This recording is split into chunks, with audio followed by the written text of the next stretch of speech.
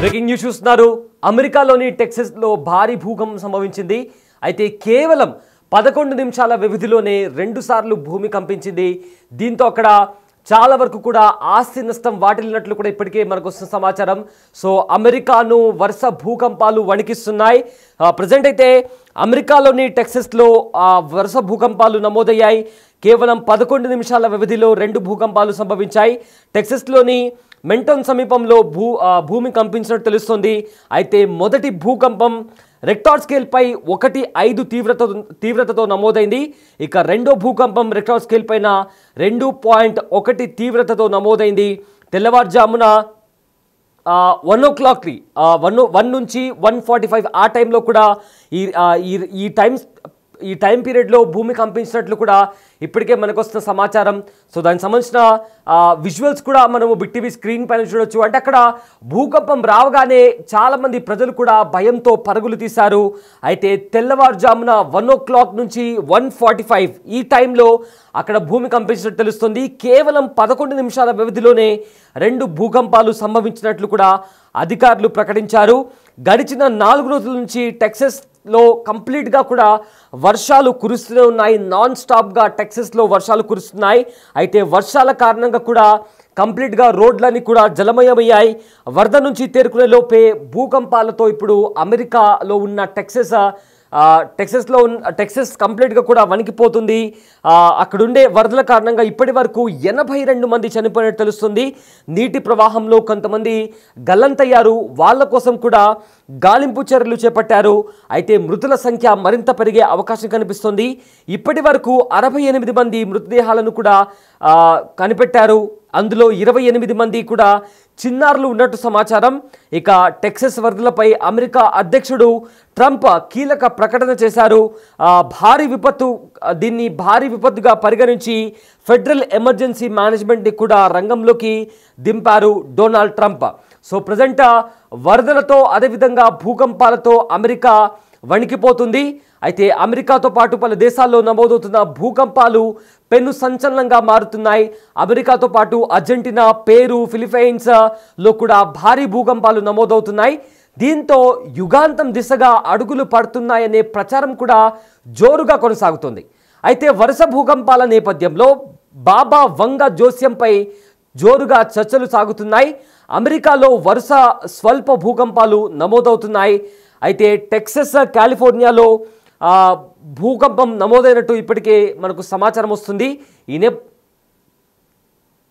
ఈ నేపథ్యంలో ప్రజల్లో కాస్త భయాందోళనకరమైన వాతావరణం కూడా నెలకొన్నాయి.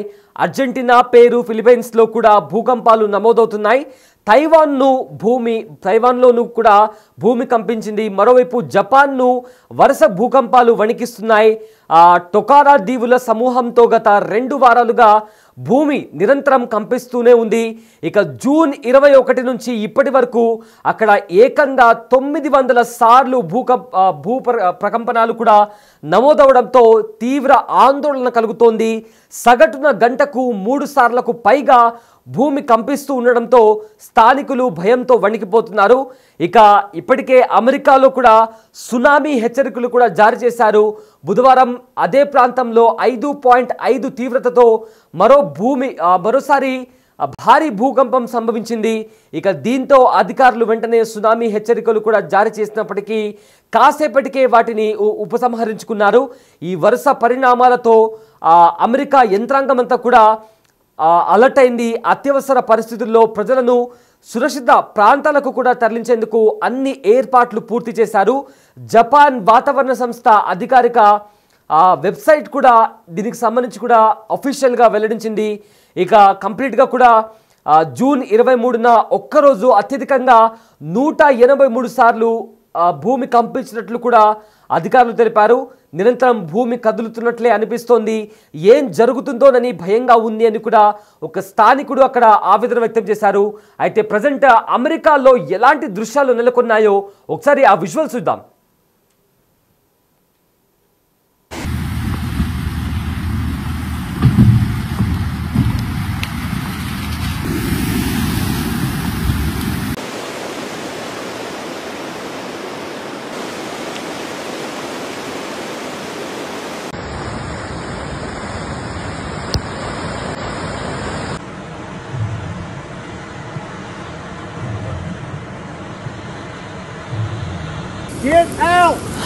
Get out of your car!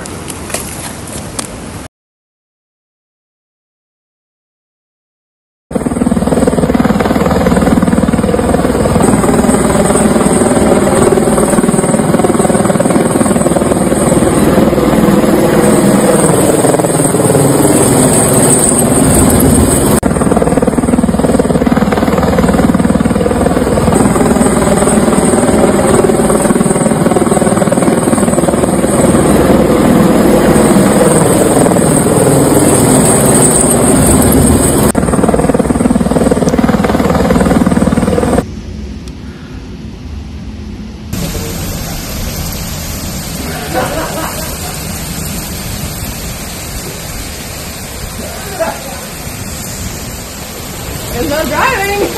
I don't think we're gonna be driving.